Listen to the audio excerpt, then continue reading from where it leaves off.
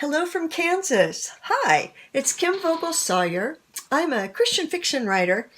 I write predominantly historical fiction with some contemporary women's fiction featuring Old Order Mennonites.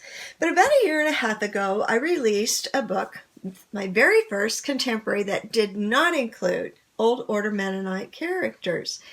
And it turned out to be absolutely one of my favorite stories.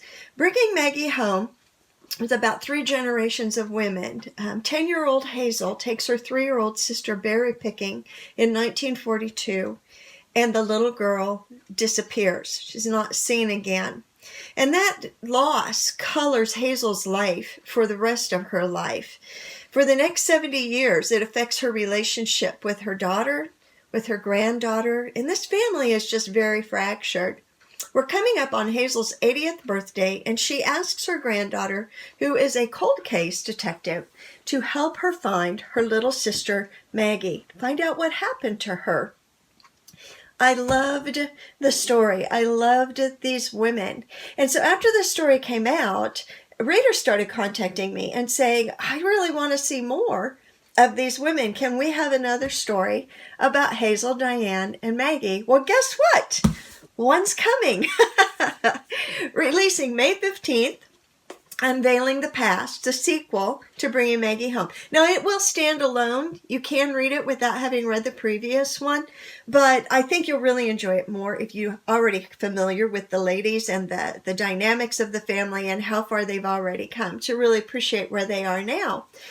Megan is still a cold case detective, but she is now on a kind of a personal mission.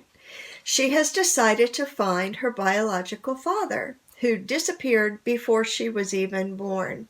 So I get to introduce some new characters in this book. A young woman named Sheila, who's also trying to find out what happened with her absent father. You get to meet Sean, Megan's husband, on a much deeper level, and see his heart in what it is that he wants in life. And you will meet a man named Kevin Harrison. I think every story is enhanced if there's that one character that you kind of love to hate, but you still want to pull for him and hope that he'll change and be redeemed somehow. Well, that's Kevin in here. I don't know if you know, but in my previous life, I was an elementary school teacher. And one of my favorite parts of being in the classroom with the kids was reading to them. And so if you don't mind, I'm just going to read a little snippet from Unveiling the Past, turn it where you can actually see it, and introduce you to Kevin Harrison. This is actually from chapter 11, so we're a little bit into the story here. Kevin set his suitcase on the folding stand in the corner of his hotel suite. The metal frame and sagging woven straps seemed rickery and out of place in the otherwise plush surroundings. He shrugged out of his summer-weight dove gray suit coat, which he'd worn over a plain white t-shirt and jeans, Miami Vice style, and hung it on a hanger in the closet. He'd need it again for his meeting with the realtor tomorrow, but for now there wasn't any reason to keep even that small bit of formality in place. Tonight's agenda included ordering room service and watching television. Sounds a little bit like a man, doesn't it? Because he'd made reservations for an 8-day stay, he unzipped his suitcase and spent several minutes transferring everything to drawers in the low, sleek dresser that stood sentry on the wall opposite the king-size bed. Socks and underwear in the top drawer, t-shirts and polos in the second row drawers, and jeans, khakis, and athletic shorts at the bottom, the same way Mom had organized his clothes at home. He had no idea why she'd ordered the clothing articles that way, but it made it easy for him to find what he needed, especially on those mornings when his brain was sizzling from too much imbibing the night before. One more top drawer remained. He could store his wallet and wristwatch in there. He yanked the drawer open, and several items slid to the back of it with the force of his tug. He glanced in and grimaced. He had no use for the Bible, the Book of Mormon, the teaching of Buddha, or the hotel-provided notepad and pen. He bumped the drawer closed with his hips, then returned to the closet and kicked off his leather sneakers. His shaving kit and a pair of tasseled loafers remained in his suitcase. He plopped the loafers on the closet floor, then placed his shaving kit in the bathroom, pausing for a moment to admire the floating marble slab cement centered with a glass bowl sink. Classy. He'd chosen well, considering he made the reservation online. But a person could go too wrong when booking on the Strip in Vegas, or purchasing property on the Strip. Too bad Dad wasn't alive to see this deal go down. He might actually be impressed. As abruptly as he'd closed the dresser drawer on the stack of religious books, he closed down all thoughts of his father.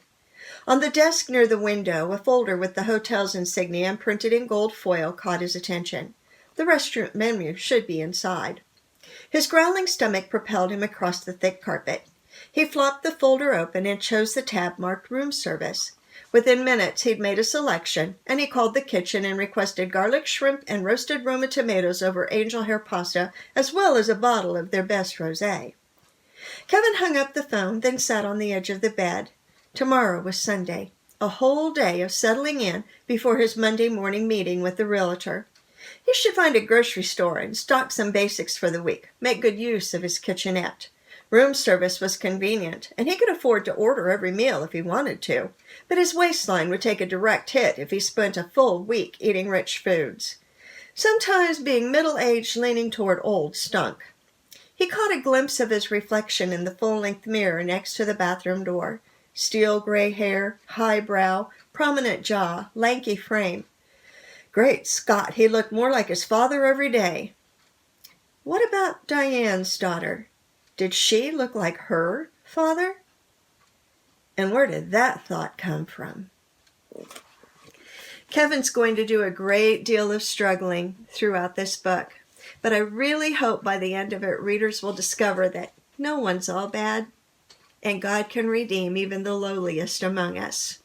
I'm really looking forward to Unveiling the Past falling into readers' hands on May 15th. I hope you'll find it.